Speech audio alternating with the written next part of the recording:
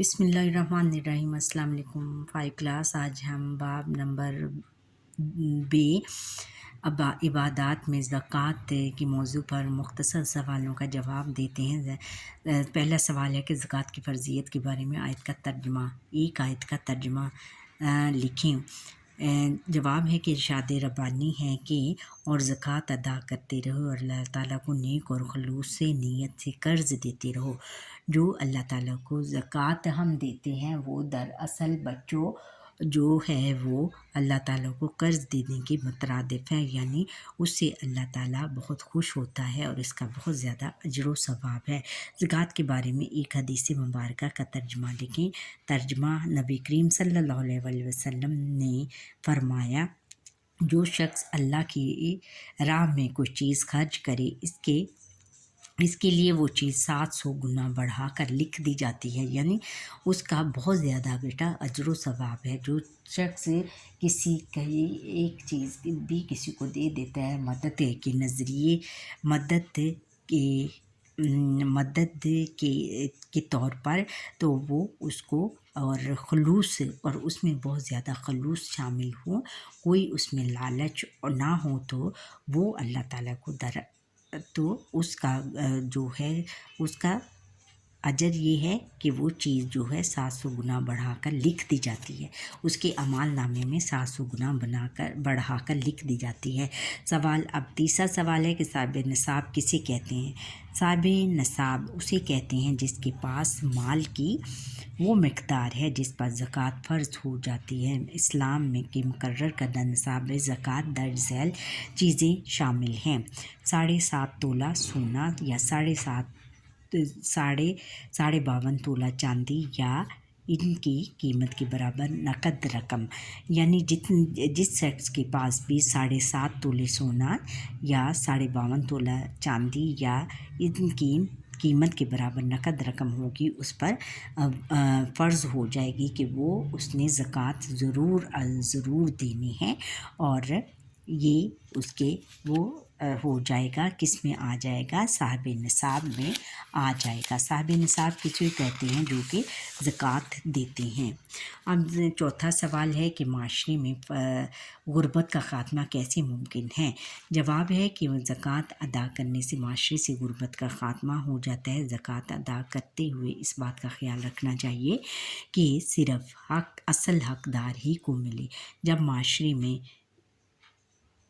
جب معاشرے میں موجود تمام افراد کی بنیادی ضرورتیں پوری ہوں گی تو وہ باعزت شہری کے طور پر معاشرتی ترقی، خوشحالی اور امن کے لیے کام کریں گے، اور یوں پورا معاشرہ خوشحال اور مستحکم ہو جائے گا۔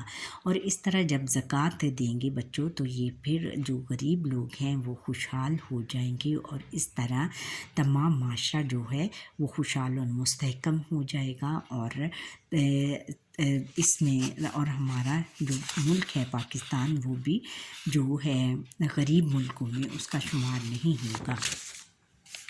اچھا، تفصیلی جواب دینے ہیں کہ سوال نمبر 1 ہے، قرآن و سنت کی روشنی میں زکوٰۃ کی اہمیت اور احکام واضح کریں۔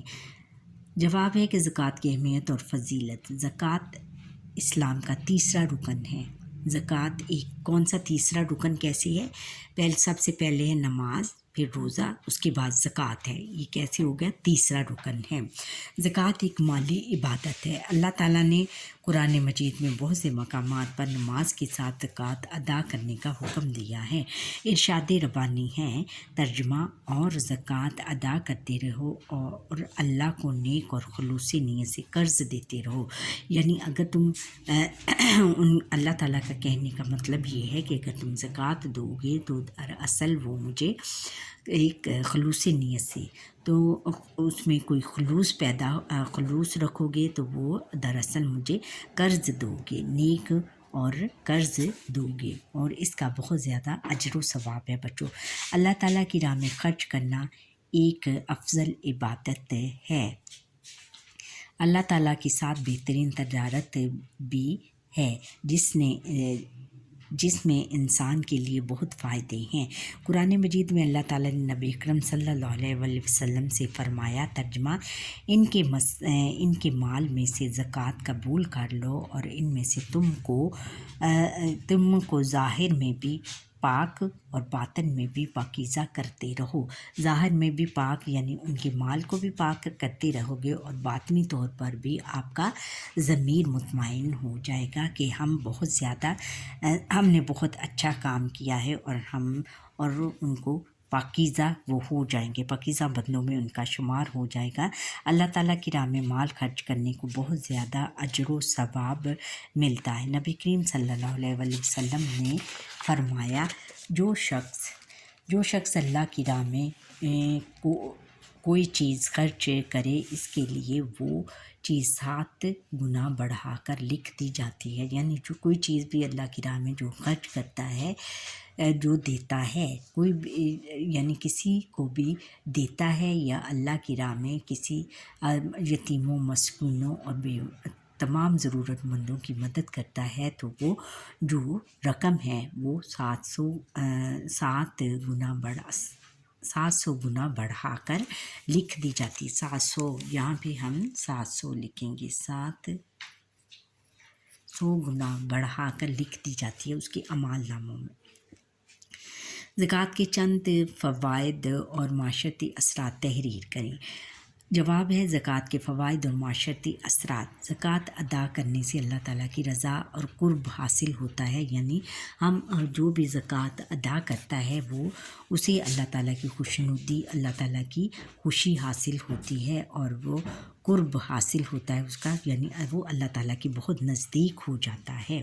زکوٰۃ ادا کرنے سے مال پاک ہو جاتا ہے، اور جو بندہ بھی زکوٰۃ ادا کرتا ہے اس کا مال پاک ہو جاتا ہے۔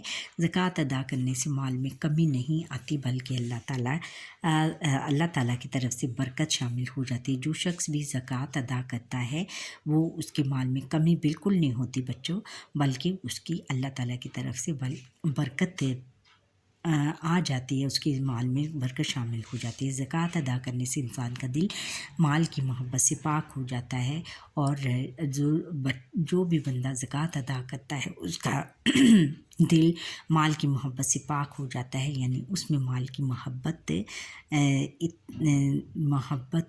نہیں رہتی اس کے دل میں۔ زکوٰۃ ادا کرنے سے آپس میں محبت بڑھتی ہے۔ جو شخص بھی زکوٰۃ ادا کرنے سے آپس میں محبت بڑھتی ہے، یعنی غریبوں کی امیروں کے درمیان جو فرق ہے وہ ختم ہو جاتا ہے، اور آپس میں دونوں آپس میں محبت اور اتفاق سے رہتے ہیں۔ زکوٰۃ ادا کرنے سے معاشرے سے غربت کا خاتمہ ہو جاتا ہے۔ زکوٰۃ ادا کرنے سے معاشرے میں غربت کا خاتمہ ہو جاتا ہے، یعنی اگر ہم غریبوں کی مدد کریں گے بیٹا زکوٰۃ کے ذریعے اپنا مال پاک کرنے کے لیے، تو وہ اس طرح غریبوں کی مدد ہو جائے گی، اور پھر اس طرح کوئی بھی بندہ غریب نہیں رہے گا۔ زکوٰۃ ادا کرتے ہوئے اس بات کا خیال رکھنا چاہیے کہ یہ صرف اصل حقدار کو ملے۔ جب معاشرے میں موجود تمام افراد کی بنیادی ضرورتیں پوری ہوں گی تو وہ باعزت شہری کے طور پر معاشرتی ترقی، خوشحالی اور امن کے لیے کام کریں گے۔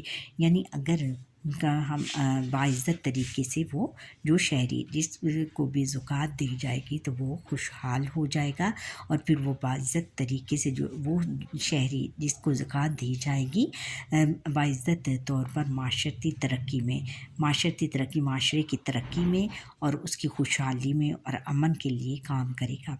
یوں پورا معاشرہ خوشحال اور مستحکم ہو جائے گا، اور پھر اس طرح سارا معاشرہ ہمارا بچوں خوشحال یعنی آسودہ اور مضبوط ہو جائے گا۔ اچھا بچوں، یہاں پر ہی ہمارے آج کے لیکچر کا موضوع ختم ہوا۔ آپ مجھے سبسکرائب کریں اور بیل آئیکن پر کلک کریں اور کمنٹ کرنا نہ بھولیے گا، اور میرا لیکچر پلیز پورا دیکھ لیجیے۔ اللہ حافظ۔